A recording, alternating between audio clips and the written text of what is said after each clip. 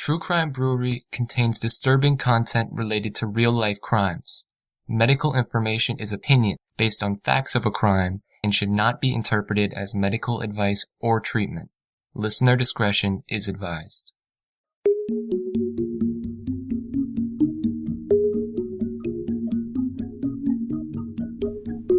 Welcome to True Crime Brewery. I'm Jill. And I'm Dick.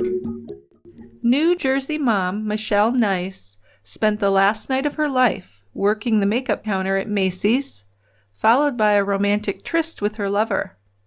When she finally did arrive home, her husband was waiting for her in a jealous rage.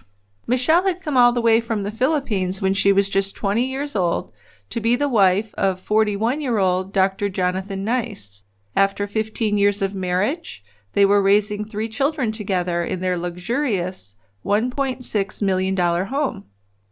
But Jonathan, the former chief executive of a pharmaceutical company, was failing in his career and in his marriage.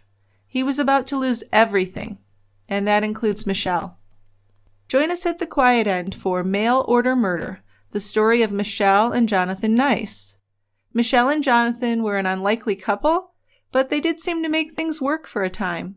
By 2004, though, their relationship was strained and Michelle had fallen in love with their former gardener. So was Jonathan capable of killing his pretty young wife? Or was her lover responsible for her death? We're going to talk about it and find out. Yes, we will. So I have a nice New Jersey beer for today. We've had a few cases from New Jersey, and I've reviewed a lot of carton beers and cane beers. This time I'm going to do Magnify Brewing Company and their Imperial IPA. It's called Peak Oil, 9% alcohol by volume. It's a cloudy orange, maybe kind of orangey gold color, small head. Aroma has citrus and tropical fruit. Taste is even nicer, pineapple, mango, and a little bit of orange. Got a nice hoppy finish that's a little bitter. Pretty stellar beer. It sounds really good. So it's in a can, huh? Yep. All right. Well, then let's open up a couple of those. Yeah, we can do a couple. One each. Yes. Since we're the only denizens of the quiet end right now. Yes. Well, we got some dogs hanging around too, but they don't count. They don't get beer. And I'm not sharing my beer with them. Although one of them kind of likes beer, but we're not going to give it to him. Nope. Okay.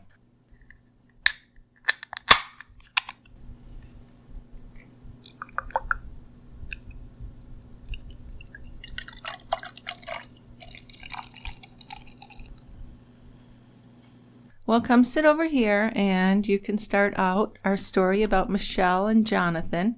It's quite a story. Starts out pretty happy and then things do go awry pretty quickly. Well, it looks almost to me like it was kind of doomed from the start, from the first meeting that they had. Well, there were lies right off, so that's never good. Yeah. So let's get started. Michelle Nyce was born Michele Riviera on November 18th, 1969. She was the 4th child of Trefisa and Teodoro Riviera. They had 7 kids in all, and she grew up in a tiny village just outside the Manila Bay port of Orion, which is a 3-hour ferry ride from Manila. Now, her father, Teodoro, always struggled to make ends meet, trying to feed his large family. And even when she was a young child, Michelle always stood out for her intelligence and beauty. From a young age, she knew that it was important for her to do well in school if she wanted a better life for herself. In addition to her schoolwork, though, she also helped care for her younger siblings. She cooked, she cleaned the house, did a lot. When she was 16, Michelle moved to Quezon City and enrolled in the National College of Business Administration. But after just 1 semester, she had to drop out because her parents couldn't afford the tuition. She didn't want to return home, so she found a job on the former Subic Bay U.S. Naval Base near Olongapo City. She lived with her aunt and also took a job in a dress store, worked on learning her English. Yeah, so strong work ethic. Very. Before the Subic Bay base closed in the early 1990s, it had been notorious for prostitution, with an estimated 17,000 teen girls being used as sex workers for the off-duty U.S. servicemen. There's no evidence of Michelle ever being involved in prostitution, but she still wanted to hide that she'd lived there. because just to say she'd lived there could lead to some assumptions that she really wanted to avoid. It was during her years there that Michelle had her first interactions with affluent Americans and the American lifestyle. It was something that she wanted for herself one day, and at 18, she joined a pen pal agency which guaranteed to find their clients male friends in the United States. She already knew some English, enough to write her own letters. So I would dare say that this was a way to try and find an American husband, and there's nothing wrong with that. No, well, I don't think there's anything wrong with it, as long as everything's presented honestly. Exactly, which it wasn't always. No. Some background on Jonathan Nyce, who became her husband. He was born on May 26, 1950, in Lansdale, Pennsylvania. He is the first of 4 sons. 2 years after Jonathan, David was born, followed by Michael in 1955, and their youngest son, Richard, was born in 1957. Money was pretty scarce in the Nyce house, and they often had a tough time making ends meet on his father's wages as a stocking maker. When Jonathan was 4, the family moved to Gettysburg, and his father found a better paying job in a mill. Yeah, but as a child, Jonathan was a loner. He had difficulty making friends, and he was a serious, quiet boy who mostly lived in his own world. But he did have an imagination, and he loved to write stories and poetry. As a young child, Jonathan was fascinated by science, and he was always doing experiments of one kind or another. He dreamed of becoming a medical doctor. In 1957, the Nyce family settled down in a large house in Collegeville, Pennsylvania. And growing up, Jonathan and his brother Michael both had some pretty bad asthma, serious enough to prevent Jonathan from participating in some activities. And whenever he had a mild respiratory illness, his life was actually at risk. Yeah, you can get pretty sick if you have underlying asthma. Yes. But as a teen, Jonathan was tall and thin, and that earned him the nickname Beanpole. He was smart, but he was quiet, and he did excel in math and science. And even though he was good-looking enough, he didn't really have any girlfriends, probably because he was so shy. He went to Temple University in Philadelphia in 1968. Now, it took him 8 years to get his bachelor's degree. Then, 2 years later, he got his master's, and in 1983, he has a doctorate. Then he did some postdoctoral work in Los Angeles, and when he completed that, he got a job at East Carolina University in Greenville, North Carolina. And over time, he eventually got to full professor status in 1988. When Michelle received her first letter from Jonathan Nyce, it was the summer of 1989, and she was excited. Not only did he describe himself as a wealthy and successful scientist and professor, but his photo showed that he was a tall, young, and handsome blonde, very attractive and very American-looking, and this appealed to her. So Michelle answered Jonathan's letters immediately, telling him all about her life and her dreams. She sent him a photo of herself, too. And over those next several months, they began a romantic relationship with weekly exchanges of cards, letters, and even graduating to phone calls. In October of 1989, Jonathan sent Michelle a postcard from Columbia, South Carolina, telling her about his romantic feelings for her and his intention of meeting her in person. Then in May of 1990, he surprised her by announcing that he'd bought a plane ticket to the Philippines so that they could get married. Now, I know they've been talking or sort of dating, letter writing, whatever they were doing, for about a year. But that's kind of quick, and they hadn't even met. So I'm flying to the Philippines and get ready. I'm going to marry you. Yeah, I would think you should have a couple in-person meetings before you decide to get married. Certainly. But he was in a hurry, and they seemed like they were really into one another. You know, and aside from being attracted, she needed some stability and maybe a little more money, and he needed a wife, and she was super cute. So, well, I don't know. As long as they're both happy with it, sure. I don't judge it. Well, Jonathan had a joint meeting to attend of the American and Japanese Cancer Societies in Hawaii.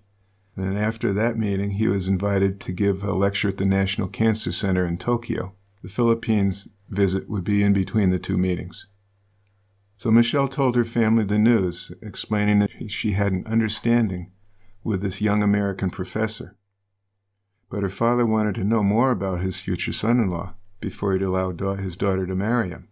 So he consulted a friend who advised him to make sure his daughter's American boyfriend had a legal capacity to contract marriage certificate, which was required by the Philippine government before a U.S. citizen can wed a Filipino national.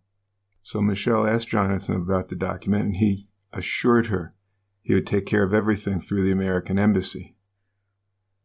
So in early June of 1990, Teodoro Rivera chaperoned his pretty 20-year-old daughter on the ferry to Manila. So during this 3-hour journey, Michelle was very nervous. She worried if she was making a mistake. But her father told her not to worry, she could always call off the marriage if she decided she didn't like him in person. But when they arrived at Jonathan's hotel, she got her first look at her husband-to-be. And at first she was pretty shocked, and she thought there had to be a mistake. There was this pudgy, red-faced man with thinning blonde hair, and he looked twice her age, which he was. And when he wrote to Michelle, he had included this very flattering picture of himself, probably from 20 years ago. He didn't look anything like that anymore. But for 2 days, Jonathan, Michelle, and her dad stayed at the hotel, and they filled out paperwork for the American Service Branch of the U.S. Embassy in Manila. Jonathan and Michelle spent their first nights together, sleeping in his hotel suite, while her dad stayed in another room across the hall. So it seems like it's going to move forward at that point. Boy, it sure does. And after the initial shock of Jonathan's appearance, Michelle did seem to warm up to him. She said that she was in love with him, and they seemed to love spending time together. 2 days after he had arrived in Manila, her father gave his consent to the marriage, and the three of them traveled back across Manila Bay to apply for a marriage license at Orion Municipal Building. So when Jonathan arrived at the Riviera family home, his future mother-in-law and Michelle's siblings were waiting to welcome him. He was pretty emotional as he hugged and kissed his new family. Turns out family had always been important to Jonathan, and he seemed happy to finally meet his future in-laws. He immediately gave the family some American dollars to have a wedding dress made for Michelle. But as the happy bridegroom showered his bride and her family with gifts, she began to get cold feet. She was afraid and wondered if she was doing the right thing. But still, she went ahead with their plans. On June 11, 1990, just 1 week after they first met, Jonathan married Michelle in a civil ceremony at the office of the local civil registrar in Orion. Michelle was more beautiful than ever, and they were surrounded by her excited family members. So it's interesting, though, that before the wedding, Jonathan, who at this point is 41, had altered his birth certificate, taking 8 years off of his age. And this was really shabbily done with whiteout that was visible under a retyped number 8, because he'd put an 8 over the 0, changing his date of birth from 1950 to 1958. So his official Filipino wedding certificate stated that he was born on May 26, 1958, which would have made him just 32 years old. And the amazing thing is that Jonathan kept up this lie of being 8 years younger than he really was for the first 10 years of his marriage to Michelle. And you can imagine when she finds out the truth, she's not happy. I'll bet she wasn't. She first meets him, he's not what he portrayed himself as. And then as she goes along, she's getting more nervous about going ahead and doing this. Should have not done it. Well, let's be honest here. I think she was in a rough spot. She was living in poverty. I don't know how severe the poverty was, but definitely in poverty, with a large family in a small home, and she wanted to do more with her life. So this was kind of an easier way for her to be successful and get out of there and into the U.S. where she wanted to be. Yeah. So it's kind of sad that way that she felt she needed to use her looks and it is her sad. body. Yes, it is. But it's reality for a lot of people. Yeah, I suppose. And I guess what she could do is say, once I get to the U.S. and get acclimated, I can dump this guy. Well, but she didn't do that. No, she didn't. So she must have had some feelings. Well, I don't know. She probably liked the money. Well, of course. There was a lot of money. Yeah. But the newlyweds spent the first week of their marriage in a local hotel room, getting to know each other. They spent their days on the beach and their evenings having candlelit dinners. And Jonathan was very generous, kind to her, and showed her a lot of respect. Michelle's family really liked him, and Michelle believed that her dreams had come true. In the United States, Jonathan opened a bank account for Michelle, and he also gave money to her father. Michelle had to remain in the Philippines to apply for an American visa before she could join her husband in North Carolina. That's where they planned to live. And after Jonathan and Michelle said goodbye at the Manila airport, he flew home and continued his life as if nothing had changed. And when I say that, I mean it. He didn't tell anyone that he had gotten married, not even his parents or siblings.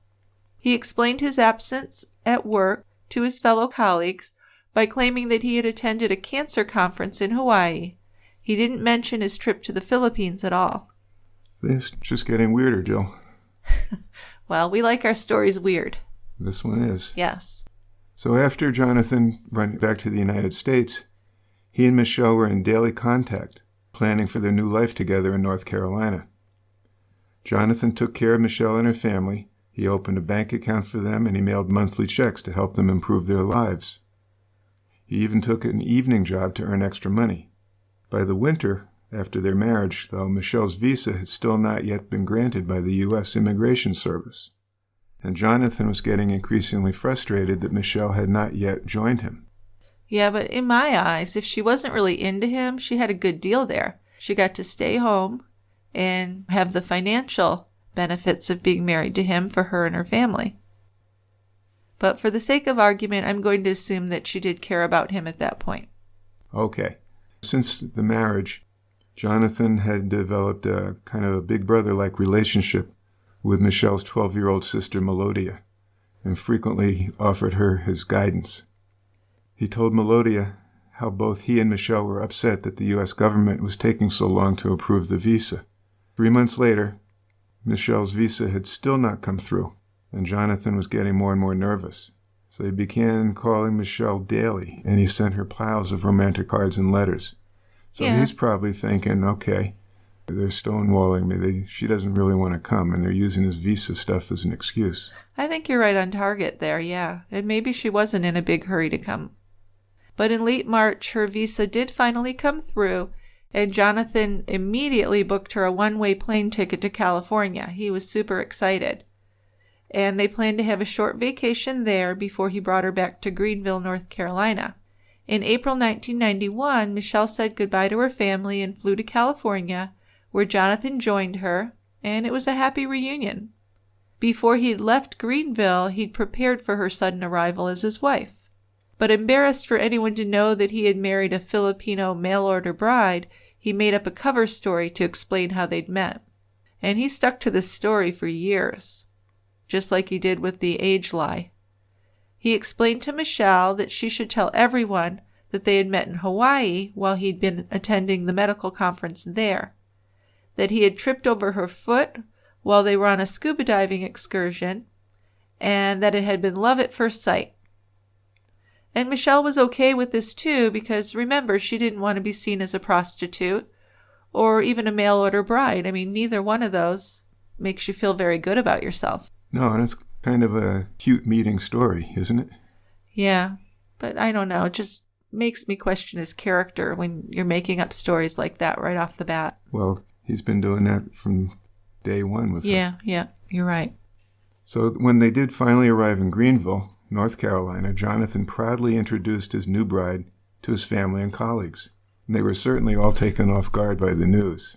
There was much speculation about the Hawaii story, with many people wondering how long Jonathan had planned to marry this much younger Filipino woman. But Michelle soon won over the faculty members and their wives, who liked her fun and spontaneous personality. She had a thick Filipino accent, but she worked hard, really hard, at improving her English. Yeah, she was a bright young woman from everything I've read. When Jonathan took her to meet his parents, their new daughter-in-law was a complete surprise to them, but they liked her, they accepted her. She really seemed to make their son happy. Before Michelle had arrived, Jonathan had rented an off-campus apartment in Greenville for them to live in, and within a few months, Michelle became pregnant. Jonathan was thrilled by the prospect of becoming a father, too. In January of 1992, Michelle gave birth to a baby boy, and they named him Alex. And Jonathan was right there helping with the delivery and cutting the umbilical cord. And Alex was a healthy baby. Jonathan loved showing off Michelle and his new son to the other professors and their families at their regular faculty social events. And Jonathan doted on the little boy. He spent as much time as he could playing with him, and Michelle, who was at this point 22 years old, was very happy to be a mom. She sent her parents photos of their new grandson, promising that they would meet him in person in the near future. Then, in early 1993, Michelle was pregnant again. On November 8th, she gave birth to another son, and they named this one Trevor. And once again, Jonathan was a very devoted father, spending as much time with his family as he could manage. He was working long days with Dr. James Metzger, perfecting an asthma drug, but he still found time to see Michelle and his sons every evening. During his lunch breaks, Michelle and the boys often met Jonathan by a duck pond near his work, so they could have more family time together as well. Then in the spring of 1995, Jonathan took a leave of absence from East Carolina University. He started up a company called Epigenesis Pharmaceuticals. Now, after years of research, Jonathan claimed that his new asthma drug, tentatively named Epi 2010, had passed early animal trials with no adverse reactions. One early article about the company in an ECU publication created a lot of excitement in the North Carolina medical establishment. The article had a picture of Jonathan with his arms crossed, standing with his research partner, Dr. W. James Metzger. The article explained how Dr. Nyce and his team of researchers at the ECU School of Medicine had discovered a drug that could prevent asthma attacks. And Dr. Metzger was quoted as saying he believed Epi 2010 would help nearly all asthmatics, however serious their condition. The drug was being developed in partnership with ECU under a licensing agreement with Epigenesis, which was a university company, and that retained the patent as well as financial interest in the new company. So Jonathan's not getting anything out of this, is he? The university owns it. Well, with him, and he gets a lot of people to donate, so he does very well financially, actually. Okay. But he claimed his new company already had a 5-year, $5 million venture capital agreement with an unnamed investment banking firm, as well as peer-reviewed awards from the National Institutes of Health and the North Carolina Biotechnology Center. He was rarely in the laboratory at the school, and he got a lot of attention and was generally a very good spokesman for his company, although people would note that he embellished the truth whenever he felt it was necessary, and he had no qualms with that, which we already know in his personal life he's been dishonest. We do. One day, in the middle of a epigenesis presentation, he had an uncontrollable fit of coughing, and he was actually struggling for breath. Remember, he himself had asthma, and he used the episode to his advantage, as if he was demonstrating how horrible asthma can be. And he told the meeting participants that nearly 7,000 people die from the disease every year. A lot of them are children, too. Right. It's not a great disease to have. No, it's very serious. So in 1997, Jonathan Nyce co-wrote a paper titled DNA Antisense Therapy for Asthma in an Animal Model. Now, the concept behind the clinical trial was that traditional treatments attack symptoms of asthma and steroids only temporarily calm the constricted bronchial tubes. Nyce claimed that antisense molecules could stop the gene that produced a protein that causes the underlying problems in asthma patients. So I don't know if it just didn't work out or if he was lying a lot. I kind of have a feeling that he was making stuff up. Yeah, he could be scamming them a little bit, huh? A little bit, yeah. In 1998, Nyce moved his company to a 5,100 square foot building, and the business had investors, and drug trials seemed promising. Those working with Nyce saw him as a really driven man who worked hard and was always calm and optimistic. So by late 2000, he was preparing for trials of Epi 2010 in London. By this time, Jonathan and Michelle had their third child, a daughter named Samantha. They lived in a big new house in Hopewell, New Jersey. The property was located on a former horse farm, so there were very few trees. So in 2001, Jonathan contacted Ostrich Nursery. Gardener Alexander Castaneda came to look at the property and make a project plan. Since Michelle was the one mainly at home, she's the one who spoke with him several times, and they ended up exchanging cell phone numbers. So Castaneda was actually a 31-year-old Puerto Rican named Miguel de Jesus, also known by the nickname Eño. He and a crew of gardeners planted about $50,000 worth of saplings and other shrubs. That's some pretty good landscaping. Isn't that expensive? That's a lot of trees. I think they were sparing no expense. No, they didn't. After they finished, De Jesus was the one who knocked on the front door and gave the bill to Michelle Nyce. There was a mutual attraction between this rich young mom of 3 and this friendly gardener, but it took several months before they would meet again. Then in the spring of 2002, Jonathan Nyce had to start laying off some of his staff, and he cut the number of his employees down to 12, because things weren't going well. Company's finances were not good. They had spent an estimated $40 million of venture capital with basically no results. So the company's running out of money. And as time went on, there was more and more pressure on Jonathan Nyce to keep his company going. He urgently needed money to pay for his clinical trials. So this situation was desperate. He ended up taking out a $200,000 home equity loan. But nothing was going to fix the steady flow of funds, monies being lost. Sure, and as we know, a great deal of stress can really cause marriage problems as well. And the trouble in the Nyce marriage was becoming kind of obvious. Michelle's sister Melodia said that her sister was thinking of leaving her husband at this point. And when their father came to live with them that summer from the Philippines, he saw the marriage falling apart. Jonathan was drinking to excess, and the couple were just fighting every day. Verbal fights, but they could get very cruel, name-calling, and the kind of fighting you should not do ever.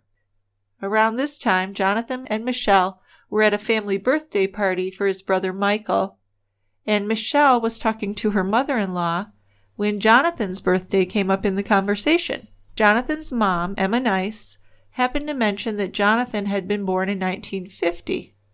And Michelle said, well, you must be mistaken. That would make him 52, and he's only 44.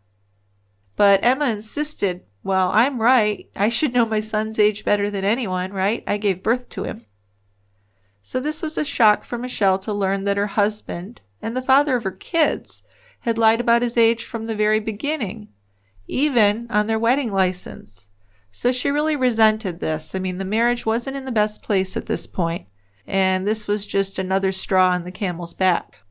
So after learning about the lie with his age, Michelle seemed to make up her mind to get out of the marriage. But Jonathan controlled all the money, so she's feeling trapped.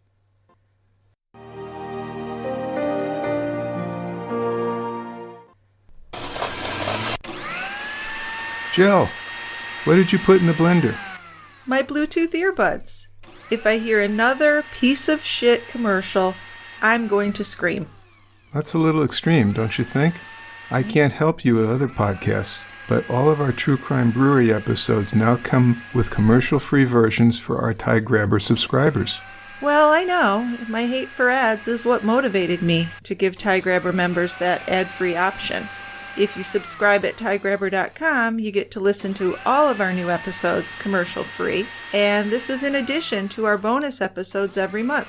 Plus, you get some great TCB swag mailed to you when you join.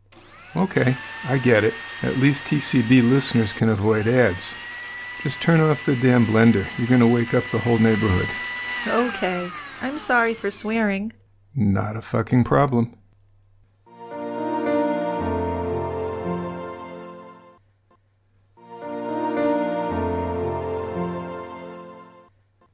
Now, there are some ways in which De Jesus helped Michelle feel liberated, except she wasn't aware that he had used at least 3 different names and Social Security numbers. So he's a bit of a scumbag also. Yeah, absolutely. Not a great guy. So even though De Jesus was a bit of a ladies' man, he was not particularly attractive. No, not really. He was short and stocky, with hair turning gray. He lived in the United States for 14 years, and he worked for the landscaping company the last 5. Patricia was his common-law wife, and they had 2 daughters. But he was a deadbeat dad, and actually there was a warrant out for his arrest for non-payment of child support. He also owed support money for another daughter with a different woman. Now, he was using a different name to evade that warrant. Michelle liked to buy De Jesus expensive gifts, and he liked to tell her how beautiful she was. Yeah, so who can resist that? Exactly. She was really wanting attention anyway. On January 15th of 2003, a friend of Michelle's had a strong premonition that something had happened to Michelle. And she said to her niece, "Jonathan has done something. He's the type of man who would snap." So she tried to reach Michelle, but her calls went unanswered. Then a New Jersey friend went to check up on Michelle and make sure she was okay. And Michelle was okay. She answered the door, but she just didn't seem like the old Michelle. She was standoffish and seemed really uncomfortable when she opened the door to someone who'd been a good friend. She refused to share her home number, which was weird, but she shared her cell number, and she reluctantly gave her friend a tour of this really big house. For the most part, showing off her home gym that was filled with expensive machines. And that seemed, other than her children, that's what she spent her time doing, was working out and keeping herself beautiful. The tour seemed to be a way to take attention away from herself and put it on the house, though. And when asked about Jonathan, she got very evasive and even nervous. But she said he was working a lot and they were just getting along fine. But this was the last time Michelle's friend ever saw her. And over the next several months, she tried Michelle's cell phone and left messages, but Michelle never called her back. So we know a lot of people, when things aren't going well, they kind of disconnect from their friends and family, and it seems like that was kind of what she was doing here. Then in February of 2003, Michelle did get to visit her family in the Philippines. Jonathan was supposed to join her there, but he refused to let the kids go. So his parents agreed to move into their house and watch the kids so Jonathan could go. And it was his first trip to the Philippines since their marriage, since their wedding. Her family threw a party to celebrate. And everything seemed pretty good at first, but after a few days, Jonathan and Michelle began to fight all the time. And Jonathan was drinking a lot too. In fact, one day over lunch, Jonathan decided that a handsome young tour guide was paying far too much attention to Michelle. So how's he handle this? He screams at her in front of the whole restaurant that was full of people. Yeah, how humiliating. Yep. So a group of investors were beginning negotiations to take over the company from Jonathan Nyce. So he was under quite a bit of pressure. It was becoming clear at this point that he would not be kept on as the CEO. So in March of 2003, he left Epigenesis, the company he had founded. The trials had been disappointing and the drug was shelved. But despite this financial disaster befalling him, Nyce continued to spend like a rich guy. Even though their mortgage payments were over $6,000, which to me is unimaginable, he took his family on a trip to North Carolina and he purchased a Hummer for $50,000. He self-published a children's book, and then he started talking about starting a new company. Yeah, but after he lost Epigenesis, Nyce was in a deep depression. He tried to put a positive spin on things, but he still refused to talk about what had happened with anyone, including Michelle. He did announce that he was taking a sabbatical to work on a new cancer drug, but he told people he was being paid by Epigenesis for 2 years with full benefits. That was a lie. And then in his children's book, Dr. Nyce's Poems for Children and the Parents Who Love Them, Jonathan used his children as characters. He hired a professional illustrator. And the first poem in it was based on a true story about how his sons had once used a piece of deer hide to make him a shoe for a Father's Day gift. Yeah, but he also worked on creating a new company he called Prism Pharmaceuticals. And he claimed to be working on a drug to prevent lung cancer in smokers. But he was home all day most days, and this did make it difficult for Michelle to sneak off and see her lover. When she did meet with DeJesus, she told Jonathan that she was going shopping or out to dinner with friends. She'd enrolled in a night class at the local community college to get licensed as a physical fitness instructor. But she told Jonathan that the class began over a month earlier than it actually did, in order to give her excuses for nights out with her lover. But Jonathan would figure this out and, of course, not be happy at all. Then on June 26th, Michelle met with DeJesus. They went shopping, had some lunch, and then spent 2 hours in a motel room. And a couple days later, DeJesus's common-law wife found a pair of women's underwear in his coat pocket, and she promptly kicked him out of their apartment. Then on July 10th, according to the Hopewell Police Department, Jonathan Nyce reported that he had received 2 calls from a man who wanted $500,000 in exchange for video and audio tapes of his wife having sex with another man. The man played the audio tapes for Nyce and said that the tapes would be sold if the money was not paid. The calls were traced to a gas station in nearby Lawrenceville, and DeJesus denied making the calls. Well, Jonathan did somehow manage to get DeJesus's phone number, and that July 23rd he called him and told him to stay away from his wife and family. DeJesus denied the affair and just hung up on him. The next day, Michelle told the Hopewell Police Department that her affair with DeJesus lasted from October of 2002 until the demands for money were made on July 10th. She said that DeJesus had been taking an interest in her finances and had asked to borrow some money. And also, according to Michelle, he had been pressuring her to leave her husband. Jonathan thought he was trying to win his wife back, but his behavior was really very controlling and had the opposite effect. He bought her several expensive gifts, but then he closed their joint bank accounts so she wouldn't have access to any money, and he made her survive on a $300 per month allowance. So she couldn't send money back to her parents anymore, and that was a problem. It really helped them. But money was a problem back in the U.S. as well. Gas and electric bills were piling up, but Jonathan was continuing to spend, almost like an obsessive shopper. According to his parents, he leased a $52,000 Hummer, but they said that Michelle insisted on it, which doesn't really check out because Michelle never used that Hummer. She told one friend she didn't have enough money to put gas in it. It used a lot of gas. Yes, they do. And although there's a new electric one out. Is there? Yes. Well, that's better. I'm sure it's still expensive. But this Hummer stuff, I mean, who bought the Hummer first before the leased Hummer? Jonathan had. He was the one driving the Hummers. Yeah. She actually had an older car. Well, probably buying gas for it would use up her whole $300 monthly allowance. Yeah, pretty quickly. Once their daughter Samantha turned 5 years old and started kindergarten, Michelle had some more free time, and she took a part-time job as a beauty advisor at the cosmetics counter at Macy's. She worked about 25 hours a week for $9.25 an hour. But for her, it was just a relief to get out of the house for a few hours and have a little bit of her own money. Jonathan was at home all the time, and she was really feeling smothered by him. And at Macy's, Michelle made a friend. Her name was Amy. She was a 21-year-old Filipino girl who worked at the same counter. And the two confided a lot in each other. Michelle told Amy about her lover and that Jonathan had found out about the affair.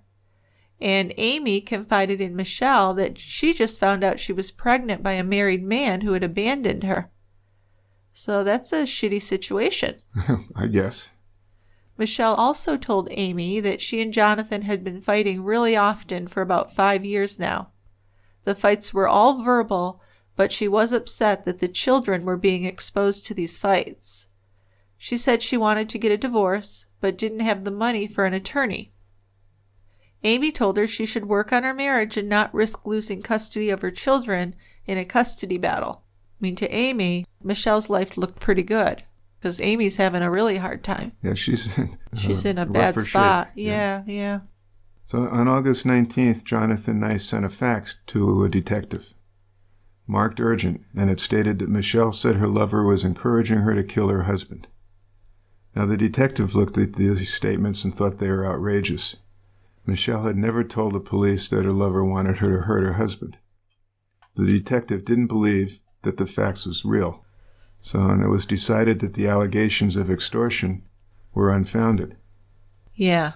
Things are getting messy here. It is messy. It's a messy situation. Jonathan went to court, and he was granted a 2-year restraining order on DeJesus, keeping him from contacting any members of the Nyce family. But his main motive there is just to get his wife away from this man.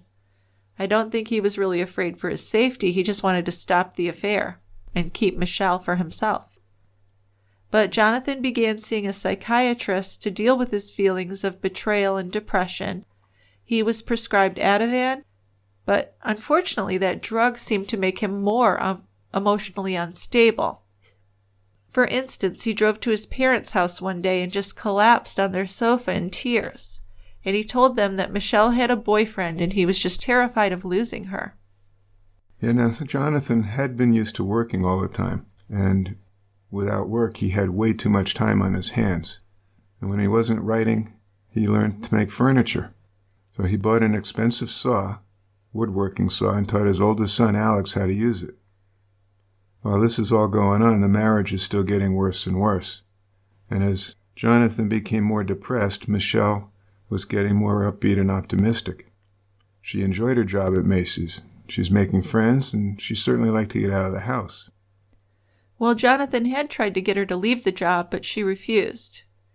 And then he tried to get close to her by starting a perfume company, which he called Sampaguita, and that's the national flower of the Philippines. The plan was for him to get a sample of the flower and then duplicate the fragrance. So he wrote up a business plan and everything and hoped that he and Michelle would work together and the marriage would get better. He started experimenting with fragrances while Michelle was thinking up names for a full line of scents. But it turned out that he was on the computer all the time and he also continued to be very possessive of her. So even though they're kind of working together, they're really not, and it didn't improve the relationship. So the money is still quite a problem. And in September, the Nyces put their home up for sale. Jonathan said that he wanted to move the family to Pennsylvania to be nearer to his elderly parents. But this didn't go along with what Michelle wanted at all. She was just starting to love her life in New Jersey, and she had friends and a job. She didn't want to go. So the fights got worse, with Jonathan violently destroying property at this point. Or another thing he would do that was really upsetting is he would run to his children to complain about their mother. He would tell them that their mother was mentally ill, and then he would cry to get their sympathy. Yeah, and as we're getting into this time, their finances are getting worse and worse. Creditors are calling the house almost daily, and they are being sued for all sorts of things. Dental bills was one of them. Michelle ended up talking on the phone again with DeJesus. They met at Applebee's a couple times, ended up in a motel having sex. She didn't wear her wedding ring at work, and she flirted with guys at the job. She was a beautiful woman, so it wasn't difficult for her to get attention from the opposite sex. Sure, and this is kind of all new to her. She was just a girl, and then she moved to the U.S., became a mother, stayed home all the time. So she never really had a single life and never really dated. So it was all very exciting for her. But that Thanksgiving, the family went to Jonathan's parents' house, and there was a lot of tension between Michelle and Jonathan's parents, who disapproved of the way she was dressing and the way she was behaving, because Jonathan would go and complain to his parents about her. So his parents gave Michelle the cold shoulder and didn't really even speak to her unless it was necessary, like pass the potatoes. So a very awkward Thanksgiving. Not fun. Boy, I guess. Then over Christmas, Michelle worked extra shifts at Macy's. On December 27th, Jonathan and Michelle went to a Christmas party at the home of a friend. And Michelle had a great time doing karaoke. She liked to sing karaoke to Madonna songs. So Jonathan wanted to leave early, but Michelle wanted to stay on and party. And eventually he demanded that they leave, and Michelle went with him, but she looked sad and she was kind of embarrassed because he was rushing her out the door, and the party was just getting started. But on the way home, they had another big argument. Jonathan knew that Michelle was seeing De Jesus again. It's believed that he had been following her. His attitude seemed to change, and he was talking about a future with just his children, with Michelle not included in the plans. He bought Michelle's father, who had been staying with them for some time, a return plane ticket to the Philippines. Yeah, so these are things that just make you wonder, was he planning to do something to Michelle? Because he's getting rid of her father, and he's starting to obsess on her less and try and think about life without her. And of course it could have been just thinking about separating, but we know that he didn't want that. But that New Year's Eve, Jonathan and Michelle threw a party for their friends and neighbors, and really seemed like the perfect couple, although they couldn't afford it at all. But someone brought along a karaoke machine, and they made it kind of a potluck. Like before, they would have catered it because they had a lot of money, but now they're trying to cut back a little bit, at least Michelle was.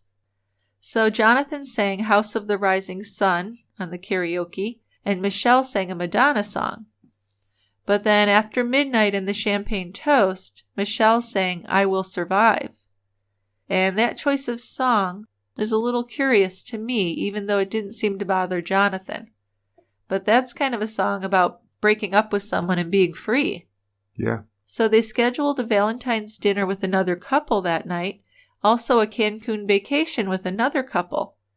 So it seemed like things were going great, but I think this was all just a show. Yeah, Michelle's father returned to the Philippines on January 9th, and the night before he left, he had a private conversation with his daughter. According to him, Michelle told him that she wanted to get a divorce and leave the house, but she couldn't leave her children behind. So that's a real issue for her. This was the last conversation her father had with Michelle. Yeah, January 15th, Hopewell Township schools were closed for a snow day, so the kids were home. Michelle went shopping and Jonathan took the children sledding.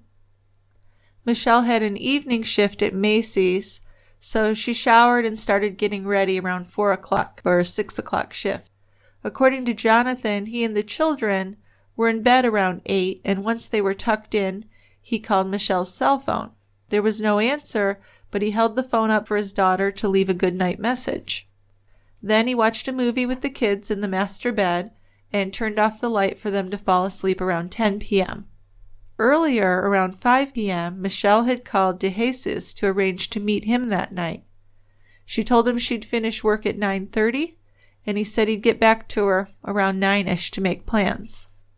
Michelle punched in for her shift at Macy's at 6:03 p.m., and it was a busy night. At 8:30, De Jesus called her back, and they made a plan to meet at the Applebee's. At 9:15, Michelle finished her shift and walked out to her Toyota SUV. She was caught on CCTV, still wearing her uniform. Michelle drove out of the mall, arriving at Applebee's at 9:54, and she parked her car and got into De Jesus's car. Her friend Amy called her cell and spoke with her for less than a minute, and shortly after 10, De Jesus got a room under the name Jose Pineda, and the room cost $25 for 2 hours. So that's the kind of place it was. An upscale place. Yeah, by the hour. So Michelle and De Jesus, Jose, whatever, were in a second-floor room.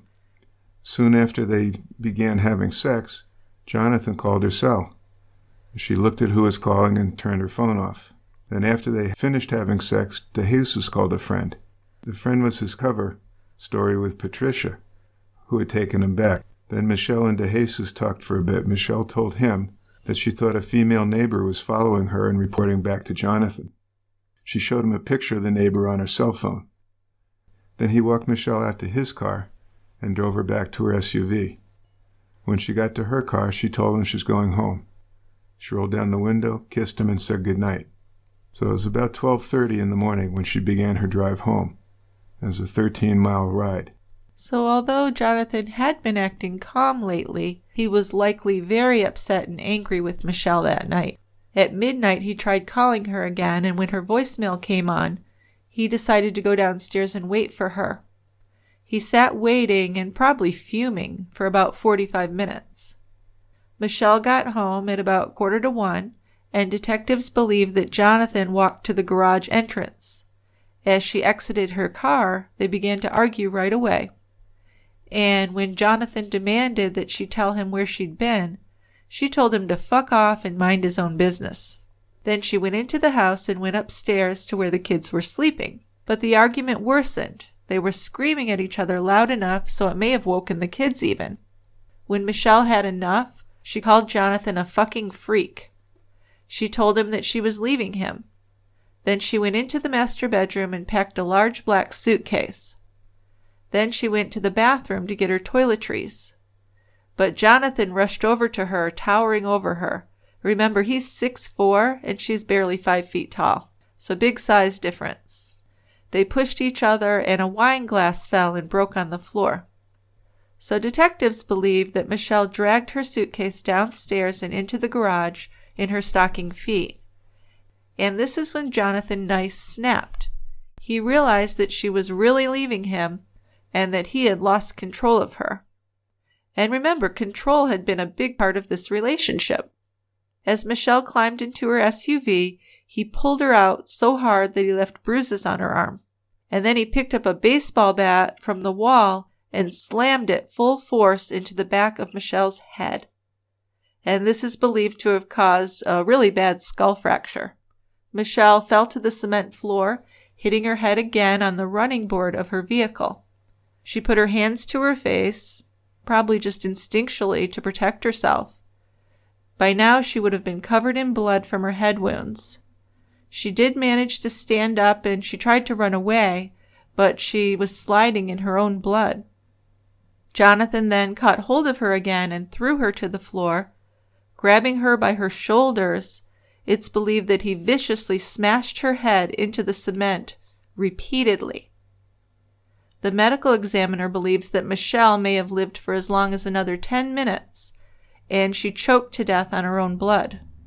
So when Jonathan came out of his rage and checked for a pulse, he knew that he had killed her. And this is when he said that he panicked, picked up her body and put her in the driver's seat of her SUV, and threw her bloody suitcase into the back. So at 2:15 in the morning, Jonathan opened the garage door, got into the passenger seat, and drove out of the garage. He kept the headlights off and he used a plastic ice scraper to push the accelerator and brake pedals. As he changed from reverse to drive, he lost control and veered a little bit into his front lawn. So detectives believe that he then put the driver's seat back as far as it would go and drove sitting on his wife's dead body. He drove down to a lonely creek and looked for the best spot to drive the SUV into. So I just have to say, after reading about a lot of crimes, he was very sloppy. The cover-up was just terrible. It didn't do any good. It actually made things worse. And I guess that might have been because he was in a panic. He would try and say that he didn't plan to kill her. It was something that happened in a rage and he panicked. But whatever he did to try and cover this up was terrible. Not well done. Well, yeah, and obviously he probably wasn't planning to kill her at that particular moment. It doesn't seem like it, no. And so when he did, he had to come up with a story. Yes. And albeit not a very good one. I don't think he ever watched Forensic Files, or he would have known that this was terrible. He was doing a very lame job here. He left evidence everywhere. Yeah. So he's only about a mile from his house when he turned and stopped at the edge of the creek. He released the brake and let the vehicle coast down into the creek. When it came to a stop, he propped up Michelle in the driver's seat, left the engine running. Then he walked back to his house, leaving footprints in the snow. Yeah, pretty obvious. Duh. So it was about 3 a.m. when Jonathan Nyce got home and began the cleanup process in the garage. He used paper towels and hydrogen peroxide and then put the used towels into a plastic bag. He put one bag into a trash can and the other in a flue behind a fireplace in the basement. So I don't know how he thought that would ever work. No, well, then he's going to compound it with some other stuff. Oh yeah, a whole bunch. We'll go over everything. At 6 a.m., he accidentally set off the burglar alarm from the basement. And he knew that the police would have to come out and investigate, so he ran upstairs. And when he did that, he left a trail of Michelle's blood leading right to the bathroom. He put his bloody pajamas in the washing machine and hid his blood-soaked pants behind a sofa. I don't know why he didn't just put those in the wash as well. But he went back to bed with his children and pretended to have slept all night, just leaving a big mess that they're going to catch him. But that morning, Officer Michael Sherman was contacted by the Hopewell Township Police Dispatcher with the report of an accident with injuries. Maintenance workers Richard Archer and Chucky Black, who'd been working all night on a downed electrical pole, decided to meet two co-workers for breakfast early that morning. As Black drove his truck along the single-lane road in rural New Jersey, Archer, who was a hunter, scanned the snow-covered creek looking for deer. Then out of the corner of his eye, he saw the dark-colored Toyota Land Cruiser lying in the icy creek. It was just first light, and the vehicle was still running. So thinking it was probably a deer hunter staking out the creek, he didn't think too much of it, and he went on to his breakfast. An hour later, as the two returned to complete their work, Archer noticed that the Land Cruiser was still there. So he asked Black to pull over to the side of the road. He jumped out of the truck and crouched through an opening in a white picket fence there, looking down into the snow-covered creek. He saw the SUV lying at the bottom. It was in about 6 inches of icy water. The headlights weren't on. I guess John never turned them on. But he could hear the motor still running, and there was steam coming out of the engine. So he scooted down the steep drop-off. There were tire tracks in the snow, and there was a single set of footprints coming from the passenger side of the vehicle. As he got closer, he saw fresh blood frozen in the ice next to the driver's door, and even more on the outside of the vehicle. When he looked inside, he saw Michelle Nyce's body, slumped over with her eyes open. No question she was dead. So about an hour later, Detective Daniel McCown Jr. of Hopewell Township Police Department joined Officer Sherman at the scene to help investigate. They secured the scene with red accident tape, but there were already strong suspicions of homicide. Well, yeah. There was minimal damage to the vehicle, but Michelle had severe head injuries. Yeah, this wouldn't have been a bad accident. No, I mean, if that was the intent, to make it look like the accident had caused her death, that wasn't going to work at all. No. Well, Sherman noticed the footprints, too, that were leaving the area. Then he walked around the SUV and observed that there was blood on the running board and both the passenger and the back doors. There was also some blood smeared inside the vehicle, on the steering wheel and the front seats. One thing he did notice right away is that the driver's seat was pushed back all the way, and Michelle was tiny. There's no way that she could reach those pedals. Also, she was stocking-footed, no shoes on. So they ran the license plates through the computer. The vehicle was registered to Jonathan Nyce. Because of the strong possibility of this being a homicide, the New Jersey State Police Major Crime Unit was called in. There had only been one murder in many, many years in Hopewell Township. In 1993, 64-year-old Arthur Daniels killed his estranged wife and then killed himself. In 1989, a woman's head was found at the Hopewell Golf Course. The head turned out to belong to a murder victim of the serial killer Joel Rifkin. So how would that be, Dick, if you were out golfing one morning and you came across a woman's head? Well, it's pretty horrifying. Isn't it? I'll tell you. I can't even imagine. But my point here is that there really weren't a lot of murders going on for them to normally deal with in Hopewell Township. No, they definitely need to have investigators that are more experienced in murders. Yeah, plus the resources. Right.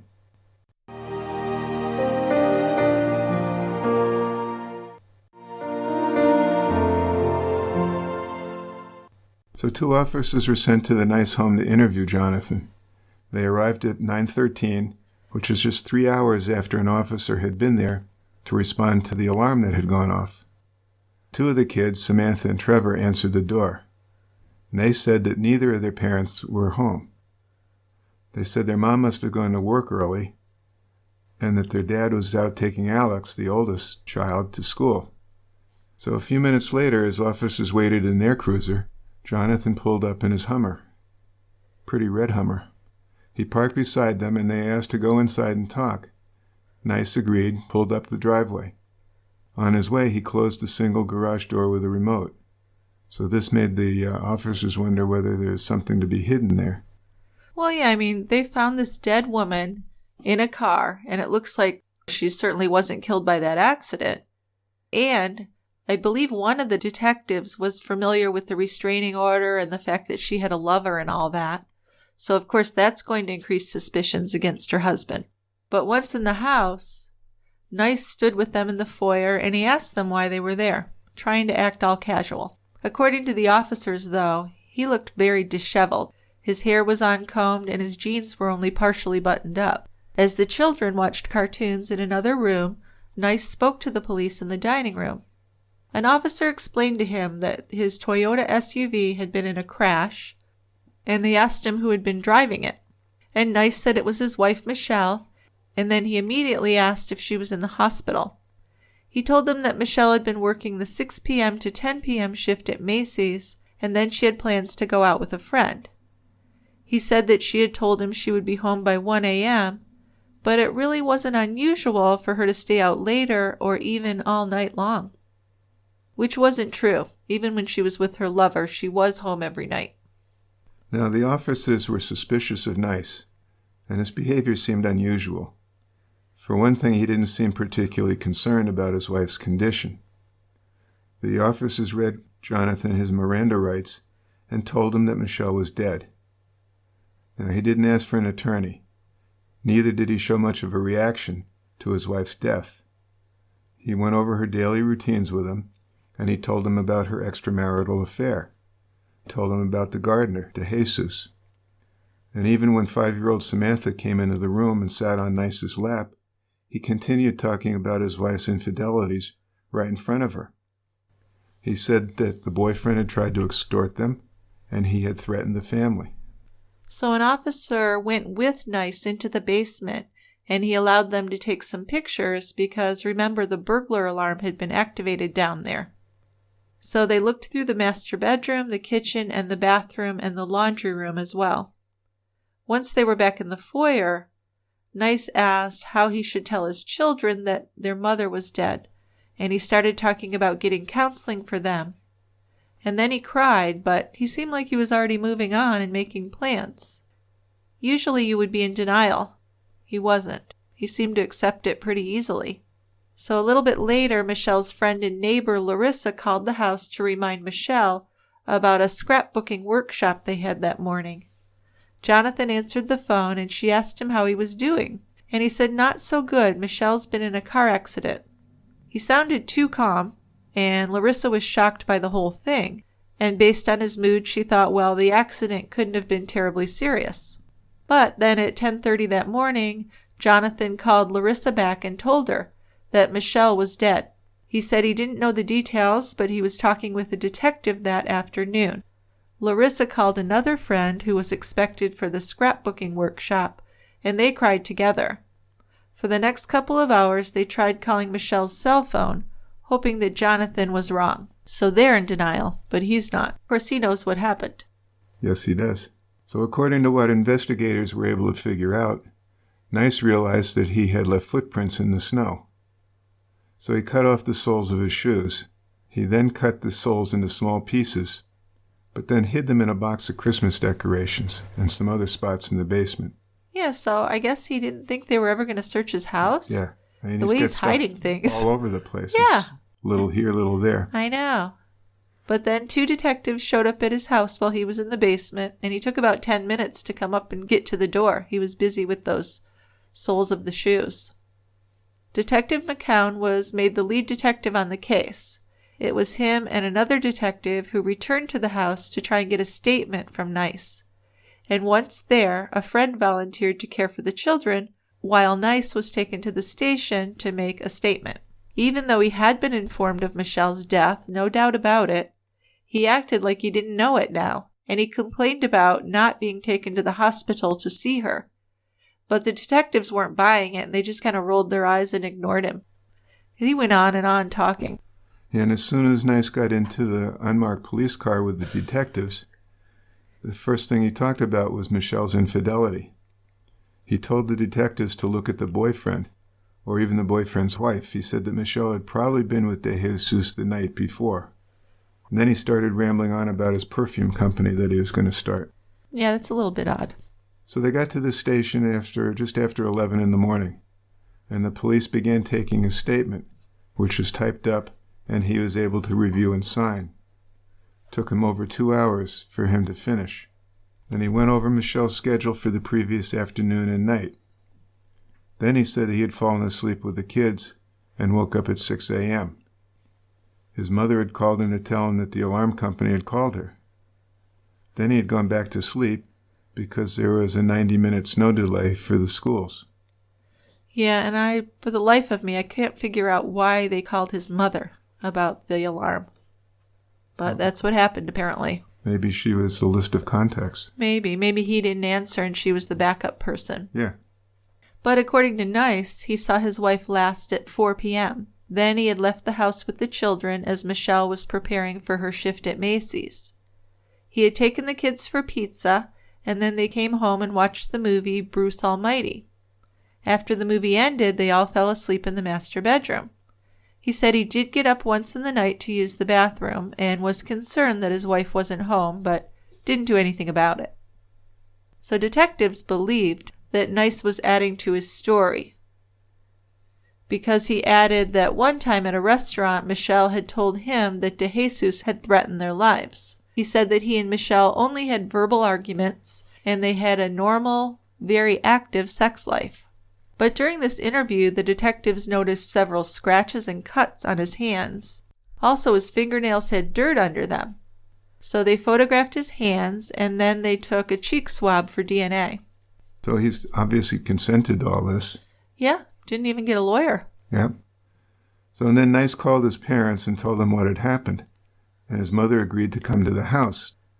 But she had a 4 p.m. hair appointment, so she was going to do that first and then come over afterwards. Unbelievable. Wow, right? That's terrible. Well, I mean, you can tell she didn't care much for her daughter-in-law. You poor sonny of mine, I'll come over. Oh, but first I got to get my hair done. I can't believe it. That is disgusting and ridiculous. So by noon that day, detectives were absolutely certain that Michelle had been murdered. Police cars closed off the road leading to the creek. There was a helicopter overhead taking pictures. So this was a very expansive crime scene which had to be gone over very closely. And of course the footprints were very important as evidence. Michelle had an ice scraper between her legs and her suitcase was lying on the back seat. It had blood on it. Michelle's friend Amy had spoken to Michelle about 10 p.m. the night before, and she thought that Michelle was planning to meet up with her lover after work. She talked about Michelle's relationship with Jonathan, telling them that Michelle complained that they argued daily. But she never said that he had hit her or otherwise gotten physical, so Amy wasn't aware of any previous physical abuse. But she knew that Michelle was unhappy. By the time Michelle's body could be removed from the vehicle, it had completely frozen. She had some hair and some fibers clenched in her left hand, and these brutal head injuries. But there was no damage to the windshield or the dashboard of the car. Right, so where would she have injured her head? Exactly. So her friend Larissa came back to the Nyce house later that day after she met with the police, and she told Jonathan that she would take the children back to her house for dinner and comfort them because, they knew her, they were comfortable with her. And he seemed thankful for that offer. But then, when Larissa headed to the garage to get Samantha's coat and boots, she said that Jonathan ran up and blocked the door and gave her this really strange look just staring at her. It was so creepy, plus she'd lost her friend, she just started to cry and apologize to him. But she was really afraid of what he might do. I mean, what if she had come across some blood? Would he have killed her to cover it up? Yeah. So she was really afraid of him at this point. At 6:15 that evening, the medical examiner arrived at the crime scene. The fire department had set up spotlights around the vehicle, and within minutes, the medical examiner determined that Michelle had died by homicide. The accident certainly looked staged. After her body was removed, the SUV was taken to the New Jersey State Police facility. Well, detectives believed that Michelle had been killed at her home. And there had to be evidence there, right? Had to be. But when the police arrived at the Nyce home with a warrant, that's when he finally called an attorney. So Jonathan gathered up some clothing for himself and the children as an officer followed him and kept an eye on him. When he went to go into the bathroom, the door was locked, so he went into the master bedroom and got a key and returned to unlock that bathroom door. As soon as the officer entered, he stepped on some broken glass. Nyce said his kids had been in there earlier and broke a glass. He'd locked the door so they wouldn't go in and step on it, he said. Which I guess is fairly believable, but this was a wine glass. And I don't know how many kids have wine glasses. Unless it was sitting there and they knocked it. I mean, it's feasible. I mean, that's probably the most plausible story that he's told. That's true. Compared to the other ones, that one is just hunky-dory. So Jonathan and his parents arrived at Larissa's house around 9:30 to pick up the kids. He said he was taking them to Collegeville to stay with his parents. But before he left, he took Larissa and her husband aside. He told them that Michelle had had a wild side. Then he told them about her affair with the gardener. He said that she was bipolar, and she liked to have sex all the time. He said that Michelle had been with the guy the previous night.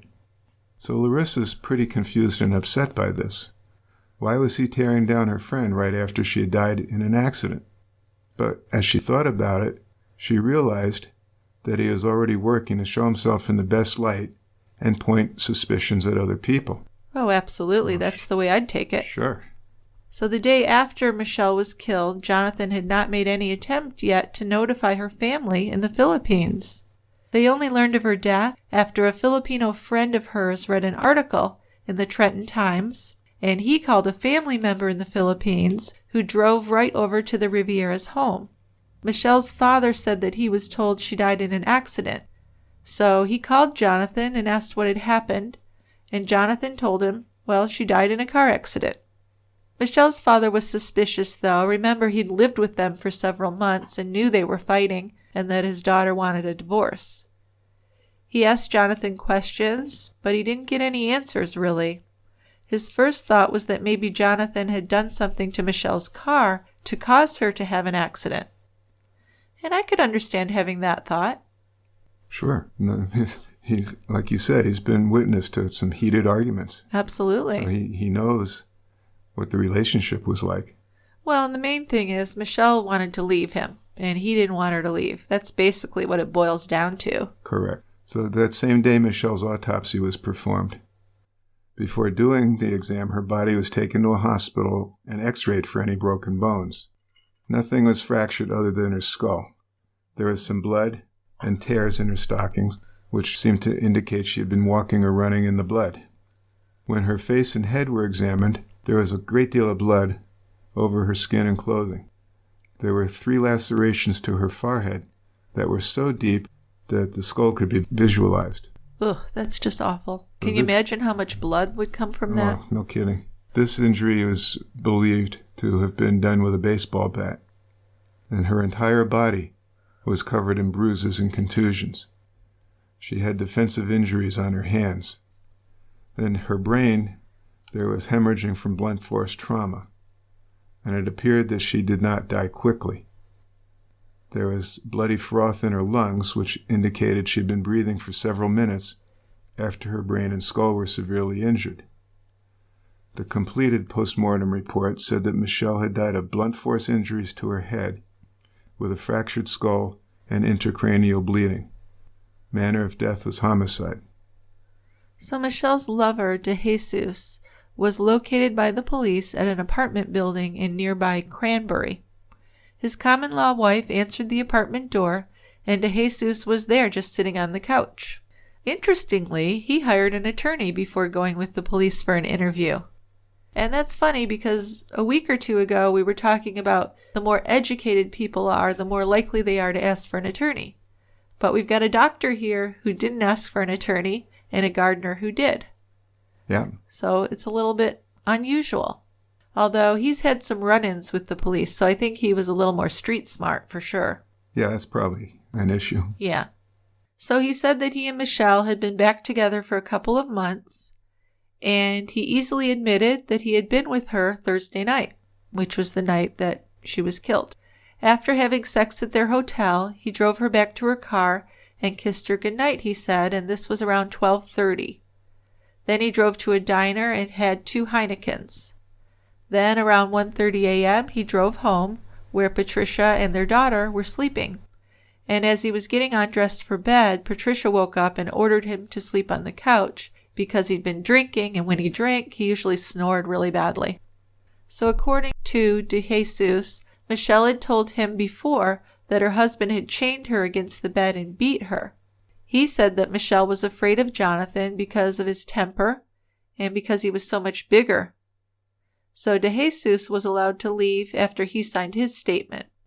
Now, the only damage noted on Michelle's SUV was a scraped bumper that was bent inward a little bit. There were some minor scratches and dents, but these were felt to be expected in a car that had over 100,000 miles on it. After taking photographs, the detectives collected 20 items as evidence. These included the large blood-stained suitcase, a denim jacket, 2 ice scrapers, 2 pairs of high heels, Michelle's purse, her $1,000 watch, and 3 cell phones. Well, we know she had at least 2. She had one for her lover and then her regular one. But on the inside of the suitcase, it looked like Michelle had really packed in a hurry. While detectives examined the items, more detectives were at the Nyce home doing their search. When they arrived, they found the Nyce's dog, ferret, and a bird in the freezing cold basement. Jonathan had just left them behind. So, if you don't think he's an asshole already, now you do, right? You got it. Animal control had to come in and take custody of the animals. And then the police spent 3 days searching the house. When they got to the basement, they immediately saw blood on the door jamb and on the floor. There were also blood-colored spots on the snowblower and on a recycling bin. They noticed also some fresh paint on specific areas of the basement floor, as if someone was trying to paint over and cover something up. In the garage, there was blood on the door frame, and it looked like the floor had been washed. There was a baseball bat on a shelving unit as well, and the bat had some dark stains on it. There was a plastic bag in a blue garbage bin, and the bag had many blood-soaked paper towels inside it. On the garage floor, there were more bloody paper towels, and in another recycling bin, there was a frozen man's sock with blood and hair on it. So he's done a really good cleanup, hasn't he? It's just amazing to me. Upstairs in the living room, investigators found a soaking wet pair of men's pajama bottoms stuffed behind the sofa. And the washing machine in the laundry room had reddish-brown water in it. So, just terrible. I guess. At 9 p.m. on Saturday, a detective called Jonathan at his parents' house and asked him to return for another interview. There was a snowstorm in the area that day, though, so they agreed that he could come at 9 a.m. the next morning. But just in case, they did ask the Collegeville PD to put him under 24-hour surveillance until he left for New Jersey. But Jonathan showed up right on time the next day. For several minutes, the interviewing detective went over all the evidence they had against him, which was just overwhelming. And they said, "We believe that you killed your wife." Jonathan said they were looking at the wrong person. He pointed the blame again to DeJesus and his wife. He again mentioned Michelle's infidelity and the alleged extortion attempt, which the police didn't believe was real either. No. He said, well, maybe he was being framed by DeJesus. And the detectives just thought that was really ridiculous and made no sense. They really kind of laughed at that one. Can you imagine how that would have worked? No kidding. Now, Jonathan said he wanted to go home and think about what he was going to say to be more helpful. and the detective said, nah, you're not going to do that. No. Now, once he realized that the evidence against him was pretty overwhelming, Jonathan tried to make a deal. He said he would provide a statement which implicated him in Michelle's death if he would only have to serve a short time in jail so he could be with his children again. Now, this was pretty much laughed off by the interrogators. Well, yeah, he doesn't seem to know how law enforcement or justice works. You don't make a deal. No. Then he denied killing her again. Yeah. Then his attorney showed up, but Jonathan said he didn't want to talk to him. He asked if Michelle had been with her lover that night, and when they told him that she had, Nyce lost control of his emotions.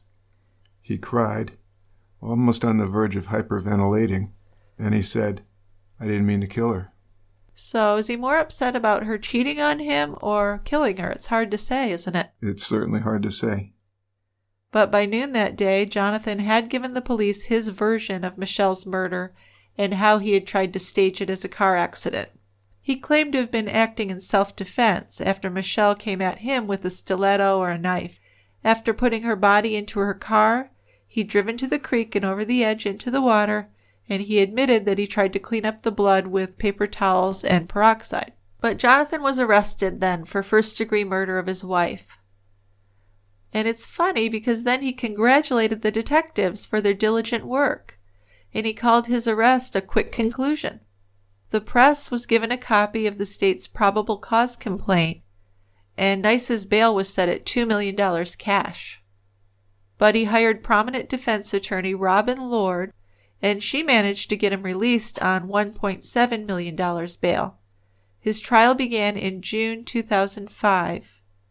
And in his version of events, Michelle attacked him with a knife, and he was acting in self-defense. A search was done of the entire neighborhood, including storm drains, and a knife was never found.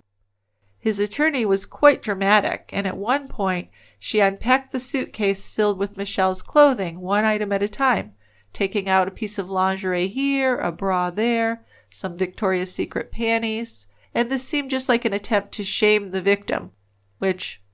it happens, right? Oh, it does. So his attorney was a fervent supporter of her client. In a 2005 interview with the New York Times, she said if he really wanted to kill his wife, he could have designed a drug to do it. So I don't understand that logic. What the hell is that? Yeah. But her defense was pretty effective. She got the judge to give the option of convicting Nyce on the lesser charge of passion, provocation, manslaughter. And he was convicted on that charge and given a pretty short sentence. In 2007, he filed for an appeal based on the judge supposedly demeaning his attorney. But this was a new attorney filing for this appeal. But this new attorney was then arrested and charged for taking over a prostitution ring after the arrest of a client who'd been a pimp. So, Nyce's attorney pled guilty and served probation. But he was later given a life sentence for running a crime syndicate that was involved in cocaine trafficking, bribery, fraud, and even the murder of a witness. So after all this and getting a new attorney, Nyce's appeal was denied, and his children at this time, they had gone to live with Jonathan's brother in Pennsylvania. What happened to the first attorney? She just resigned? Well, after getting him off for getting his light sentence, she wasn't his attorney anymore. And he didn't go back to her to say, I need you to represent me.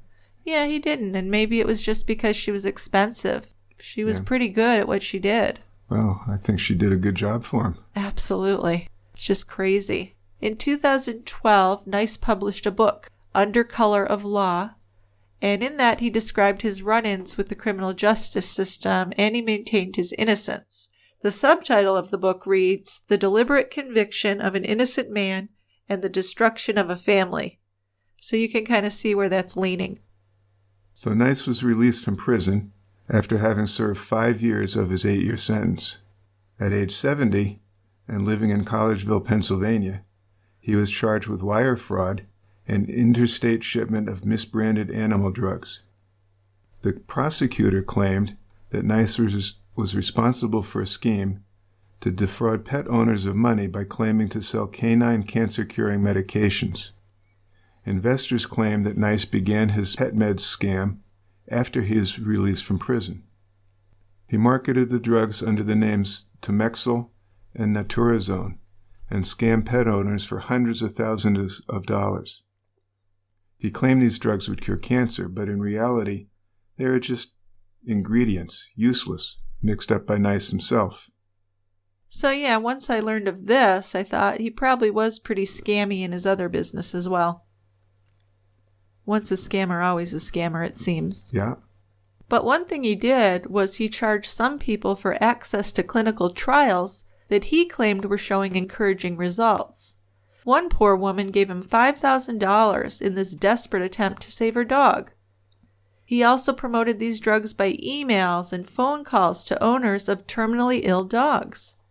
And these drugs were not FDA approved, of course. but he also claimed that they were funded in part by the FDA.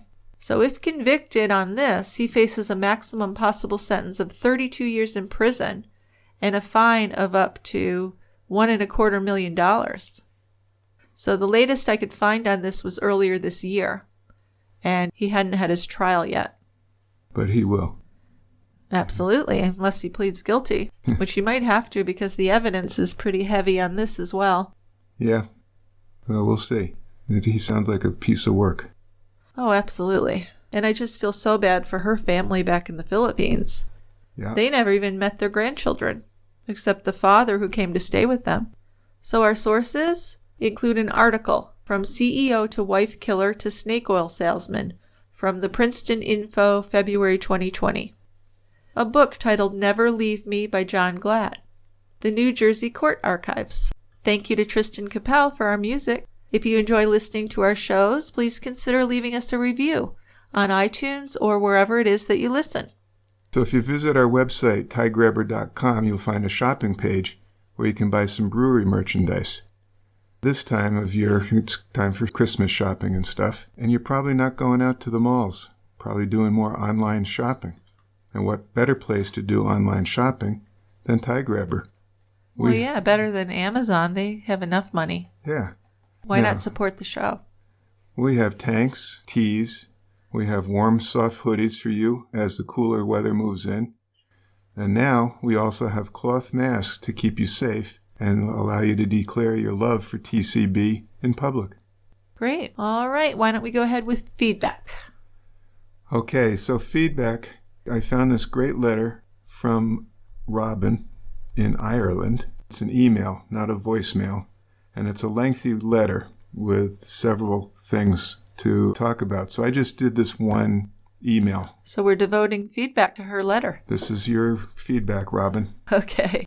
So she says, "Hi, Jill and Dick. Greetings from Ireland.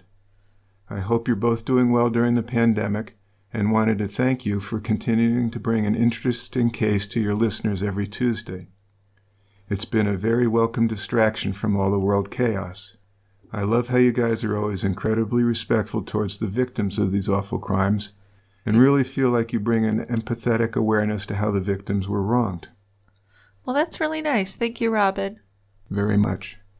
So I have a case suggestion, which is a topic that you guys don't tend to cover, but I would really love to get your perspective on cults. I'm really interested in the psychology of how cult leaders can totally manipulate their followers into abandoning their best interests, and would love to hear you guys' perspective on a case such as the Jonestown Massacre. Then another case I'd love to hear you guys explore, although I'm not sure if it really counts as a crime, is the Donner Party from the 1800s. And everyone knows that story. The wagon settlers were snowbound in the Rocky Mountains for months without food and resorted in some cases to cannibalism. I don't know a lot about the case, but think it's really interesting and know there's a bit of literature out there on it. So you looked that up to see if it was illegal to eat a human body. I did.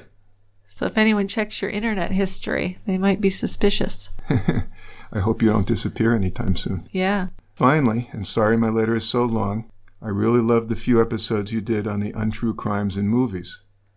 Listening to a podcast about your favorite films as if they were real is a hoot, and I would love to hear you guys discuss some more films like Fargo, Absolute Power, The Shining, or any other movie you guys like.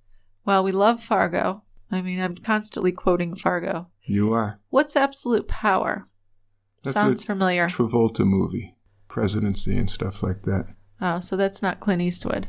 No, Okay. I don't think. All right. The Shining could be interesting as well. Could be. Hopefully we'll do something like that for Christmas. And just one more question. After covering so many cases, many of which the victim has fallen for the charms of their killer, particularly involving husbands and wives, do you guys have any tips for us single gals out here to avoid potentially accidentally shacking up with a killer? Ha. That's 80% a joke and 20% really asking. Okay, Robin. Keep up the great work. I look forward to listening to you every week. You bring something special and unique to the true crime podcast scene. Robin. Very nice. Thank you. So that's a lengthy letter. Yeah, but nice. Oh, it's a great letter. Mm-hmm. So we did do an episode on the Heaven's Gate cult. That was in December of 2017. We haven't done any other episodes on cults. Yeah, well, I was wondering about Jonestown. That's an interesting thing to talk about. That could be. Super heartbreaking, though. Oh, God. Yeah. So what about the Donner Party, Dick? I mean, according to the literature, they only ate the people who had died, so it wasn't considered a crime? Well, at the time, it was not considered a crime. Certainly if they had killed the person before eating them, that's a crime. Sure. How do you prove that, though? Well, these days, cannibalism is considered desecration of a corpse, which is a criminal offense. Yeah, but I wonder if you're with a dead body and you're starving to death. Well, I'm sure there's all sorts they must of make allowances. Loopholes and allowances, but basically... Good to know. Good to know. And yes, we are hoping to do some more untrue crime movies. And Fargo certainly would be at the top or near the top of our list. Absolutely. I mean, you can't beat Frances McDormand, can you? No, you betcha. No siree. Now, we're probably not the ones to give out dating advice. Well, it's not really dating advice. It's more like a safety issue. And I found a site called Psychopaths in Love. No, don't laugh. I'm not. Sorry. Okay. It had some nice advice. And I'm just going to read a little bit from the site. And this is just food for thought, basically. Nobody thinks that I want to be in an unhappy relationship with a person who is only out to dominate and humiliate me, and will use me for sex and entertainment along the way. Ideally, he'll be someone who has no respect for me and who will manipulate me into losing all respect for myself. He must be able to take control of me so he can hurt me deeply and repeatedly, and yet keep me running back for more with just a few kind words or a worn-out promise. I want him to be a pathological liar, and I want to be let down in every way. I want to give up all the dreams I ever had for myself in exchange for a few stale crumbs of false affection. I want to be kept on emotional tenterhooks, in constant turmoil as I wonder where I stand with him, what I'm doing wrong, how can I make him happy, where he really is right now, and what will happen tomorrow. I want someone who will waste my time while he abuses me and diminishes me until I don't have the strength to stand up and walk away, and I don't even want to. I want to learn to blame myself for all this, and I want someone who can make me believe this is love. So this is what you don't want. This is obviously what you're not looking for. And if you're involved in a relationship and this is some of the stuff you're running into, get out of it. Well, Dick, that's easy to say. I know it's easy to say. This usually happens incrementally. So it's usually not all at once this happens. They seem nice, you get drawn in. So I think the basic thing is just it sounds corny, but love yourself and respect yourself enough not to let anyone treat you badly from the beginning before it's too late. Right. You can look at ways of doing this. Like, what do you want out of a relationship? What are you looking for? Right. So have that in mind or even written down before you, because your heart, lust, all that can get in the way of making correct decisions. Oh, absolutely. Not that I have any experience with that. So you said setting boundaries was listed as an important thing. And I guess that's more about the self-respect and what you will tolerate. Exactly. Which is kind of like Tina Fey's old saying, a deal breaker. Write down some things that are deal breakers and don't tolerate them no matter what. And then your suggestion, which is very apt, do a background check. Yeah, there are plenty of sites on the internet. We didn't want to endorse just one, but I'm a big proponent of the background check. Yeah.